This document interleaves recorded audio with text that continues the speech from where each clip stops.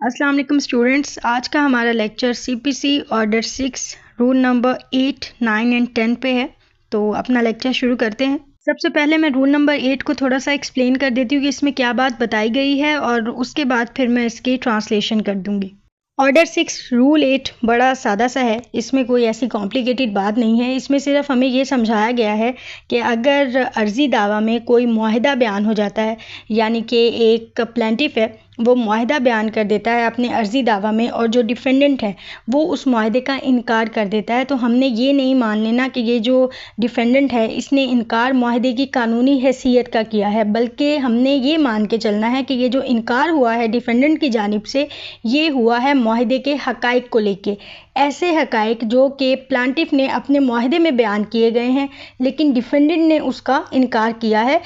اور جو معاہدہ ہے اس کی جو قانونی حیثیت ہے وہ ایز اٹ از ہی رہے گی۔ یعنی ہم نے ڈیفینڈنٹ کے انکار کو معاہدے کی ویلیڈیٹی کے متعلق سمجھنا ہے، اس کی لیگیلٹی کے متعلق نہیں سمجھنا۔ Order 6 rule 8 denial of contract, معاہدے کا انکار، ویئر جہاں آ کانٹریکٹ معاہدہ از ایلیجڈ بیان کیا گیا ہو ان اینی پلیڈنگ، کسی بھی پلیڈنگ میں آ بیئر ڈینائل محض انکار آف دی سیم اس کا بائی دی اپوزٹ پارٹی مخالف فریق کی جانب سے شیل بی کنسٹروڈ سمجھا جائے گا اونلی صرف ایز اے ڈینائل انکار in fact of the express contract alleged اس بیان کردہ کانٹریکٹ کے حقائق کا، اور of the matters of fact اور ان حقائق کا فرام وچ جن سے the same party be implied جن سے معاہدہ فرض کیا جا سکتا ہے، اینڈ اور ناٹ ایز اے ڈینائل یہ انکار نہیں لیا جائے گا آف دی لیگیلٹی قانونی اور sufficiency in law of such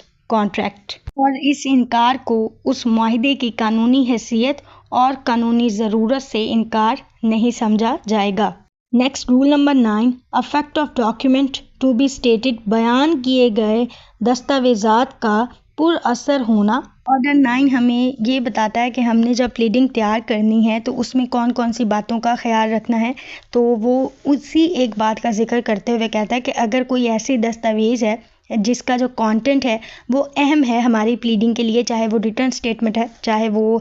جو ہے آپ کی پلانٹ ہے اس کے لیے امپورٹنٹ ہے، تو ہم نے کیا کرنا ہے، ہم نے مختصر اس کا جو اثر ہے، جو افیکٹ ہے ہماری پلیڈنگ پہ، وہ ہم نے بیان کر دینا ہے، تو وہ کافی ہو جائے گا۔ ایسا نہیں کرنا کہ ہم لفظ با لفظ وہ جو بیان کیا گیا ہے ڈاکیومنٹ میں وہی ہم اپنی پلیڈنگ میں لکھنے بیٹھ جائیں، تو اس سے پرہیز کرتے ہوئے ہم نے کنسائز فارم میں اپنا مدعا بیان کرنا ہے، تاکہ جو ہمارا مقصد ہے وہ بھی پورا ہو جائے اور جو ہماری پلیڈنگ ہے وہ بہت زیادہ لمبی نہ ہو جائے۔ لیکن بعض دفعہ ایسا ہوتا ہے کہ جو دستاویز ہیں اس کا کوئی مواد بہت امپورٹنٹ ہوتا ہے اور اس کو لکھنا ضروری ہو جاتا ہے، تو ایسی صورت میں کوئی ممانعت نہیں ہے، لیکن بہتر یہی ہے کہ مختصر لکھیں اور پر اثر لکھیں۔ ویئر ایور جہاں دا کنٹینٹس مواد یا جزء آف اینی ڈاکیومنٹ کسی دستاویز کے آر مٹیریل ضروری ہوں، اہم ہوں، اٹ شیل بی سفیشینٹ یہ کافی ہوگا، مکمل ہوگا، ان اینی پلیڈنگ کسی بھی پلیڈنگ میں۔ پلیڈنگ کا کیا ہے، چاہے وہ ریٹن ہے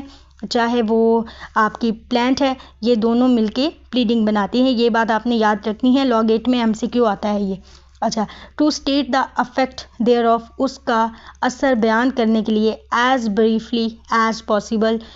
جو ہے کنسائز فارم میں، یعنی کہ شارٹ فارم میں جتنی شارٹ فارم ہو سکتی ہے، وداؤٹ بنا سیٹنگ آؤٹ بیان کیے، دا ہول مکمل، اور اینی پارٹ دیئر آف اس کا مکمل یا کوئی حصہ بیان کیے۔ یہ سیم وہی بات ہے جو ابھی میں نے آپ کو ایکسپلین کی کہ اگر ہم نے کسی پلیڈنگ میں کسی دستاویز کا اہم پارٹ بیان کرنا ہے تو ہم نے کیا کرنا ہے، کنسائز فارم میں بیان کرنا ہے، نہ کہ لفظ با لفظ لکھنے بیٹھ جانا ہے، ٹھیک ہے جی۔ انلیس جب تک the precise words of the document وہ جو بیان کیے گئے الفاظ ہیں ڈاکیومنٹ میں، اور اینی پارٹ دیئر آف اور اس کا کوئی بھی حصہ or material as it is اہم نہ ہو، یعنی کہ اگر ایک ڈاکیومنٹ ہے اس کے اندر کوئی عین مطابق الفاظ لکھے گئے ہیں ہماری پلیڈنگ کے یا ریٹن اسٹیٹمنٹ کے اور وہ بہت امپورٹنٹ ہے، تب ہم اس کو لکھ سکتے ہیں، لیکن اگر اس کا صرف اثر ہوتا ہے ہماری پلیڈنگ پہ تو ہم نے کیا کرنا ہے، ہم نے وہ افیکٹ ہی بیان کر دینا ہے، وہ الفاظ اٹھا کے نہیں لکھنے۔ رول 10 میلس نالج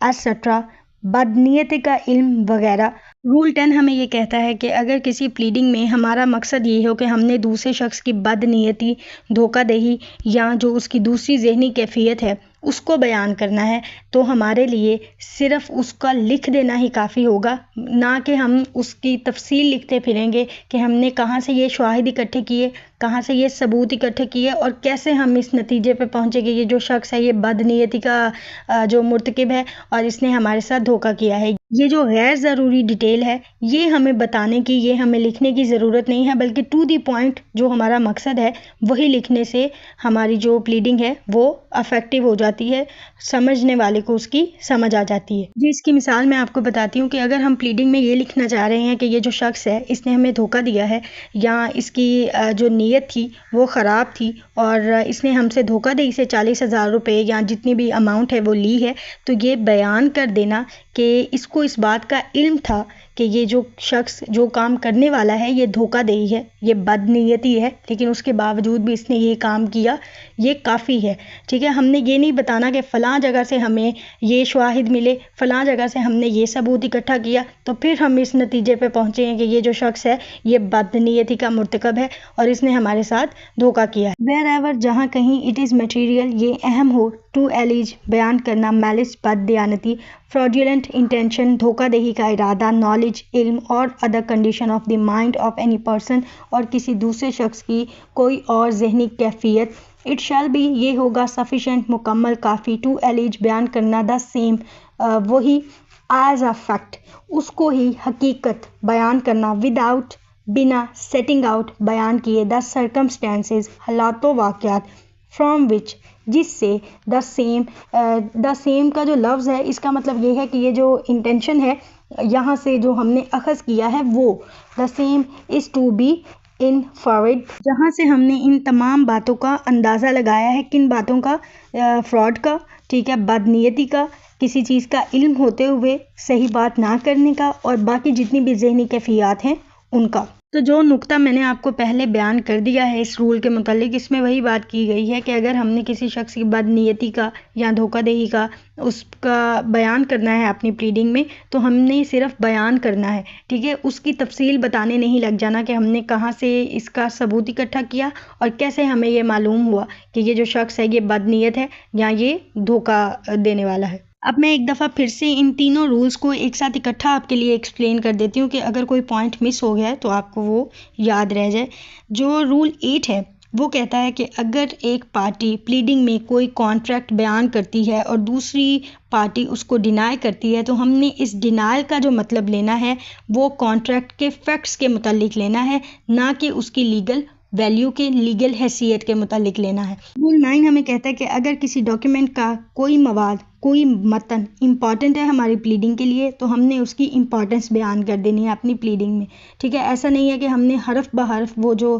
متن ہے اس کو اٹھا کے کاپی کرنا ہے اپنی پلیڈنگ میں، نہیں، اس کا جو افیکٹونیس ہے اس کی ہم نے وہ بیان کر دینی ہے۔ لیکن بعض دفعہ ایسا ہو جاتا ہے کہ کوئی اسپیسیفک میٹیریل ہوتا ہے جو ہمارے لیے اہم ہوتا ہے ہماری پلیڈنگ میں، تو ایسی صورت میں پھر ہم وہ جو الفاظ ہیں ان کو لکھ سکتے ہیں، لیکن جو ایک جنرل رول ہے اس میں ہم ایسا نہیں کریں گے۔ رول 10 ہمیں کہتا ہے کہ اگر ہم اپنی پلیڈنگ میں کسی شخص کی ذہنی کیفیت لکھ رہے ہیں کہ اس نے جو بھی کام کیا ہے وہ بددیانتی کی بنا پہ ہے یا دھوکہ دہی کی بنا پہ ہے یا کسی اور کوئی ذہنی کنڈیشن ہے وہ لکھ رہے ہیں تو صرف یہ لکھنا ہی کافی ہے، ہم نے اس کی ڈیٹیل نہیں بتانی، ہم نے یہ نہیں بتانا کہ ہم کن رستوں سے گزر کے اس پوائنٹ پہ پہنچے، ہم نے بس یہ بتانا ہے کہ جو ہماری پلیڈنگ ہے اس میں ہمارا جو پوائنٹ ہے وہ اس شخص کی بددیانتی، دھوکہ دہی اور جو دوسری ذہنی کیفیت ہے اس کے اوپر مشتمل ہے، اور جو حالات و واقعات ہیں جن کے ذریعے ہم یہاں تک پہنچے وہ اہم نہیں ہیں۔ یہ تھا آج کا ہمارا لیکچر آرڈر 6 رول 8، 9 اور 10 پہ، اور یہ جو رول ہے یہ لا گیٹ کے حوالے سے بھی امپورٹنٹ ہے، پریکٹس کے حوالے سے بھی امپورٹنٹ ہے، لا گیٹ میں 3 سے 4 دفعہ آ چکا ہے، تو یہ بات ذہن نشین رکھتے ہوئے آپ نے لا گیٹ کے حوالے سے اس کی تیاری کرنی ہے۔ اور اگر آپ کو کوئی پوائنٹ، کوئی بات سمجھ نہیں آتی تو آپ مجھ سے پوچھ سکتے ہیں۔